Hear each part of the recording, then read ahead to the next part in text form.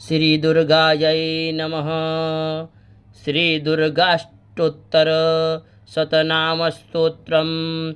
ईश्वर उवाच शतनाम प्रवक्ष्यामि शृणुष्व कमलानने। यस्य प्रसादमात्रेण दुर्गा प्रीता भवेत् सती। ॐ सती साध्वी भवप्रीता भवानी भवमोचनी।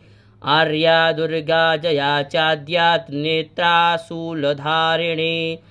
पिनाकधारिणी चित्रा चण्डघण्टा महातपः।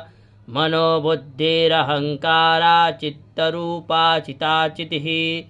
सर्वमन्त्रमयी सत्ता सत्यानन्दस्वरूपिणी। अनन्ता भाविनी भव्या भव्या भव्या सदा गतिः। शाम्भवी देवमाता च चिन्तारत्नप्रिया सदा। सर्वविद्या दक्षकन्या दक्षयज्ञविनाशिनी। अपर्णानेकवर्णा च पाटला पाटलावती। पट्टाम्बरपरिधाना कलमञ्जीररञ्जिनी। अमेयविक्रमा क्रूरा सुन्दरी सुरसुन्दरी। वनदुर्गा च मातङ्गी मतङ्गमुनिपूजिता। ब्राह्मी माहेश्वरी चैन्द्री कौमारी वैष्णवी तथा। चामुण्डा चैव वाराही लक्ष्मीश्च पुरुषाकृतिः। विमलोत्कर्षिणी ज्ञाना क्रिया नित्या च बुद्धिदा। बहुला बहुलप्रेमा सर्ववाहनवाहना। निशुम्भशुम्भहननी महिषासुरमर्दिनी। मधुकैटवहन्त्री च चण्डमुण्डविनाशिनी। सर्वासुरविनाशा च सर्वदानवघातिनी।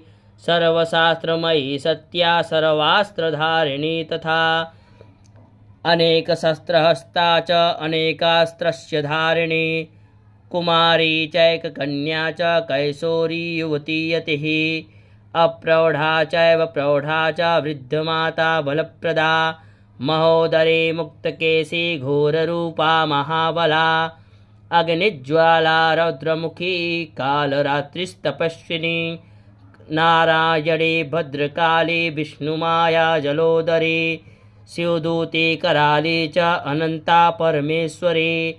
कात्यायनी च सावित्री प्रत्यक्षा ब्रह्मवादिनी। य इदं प्रपठेन्नित्यं दुर्गानाम शताष्टकं।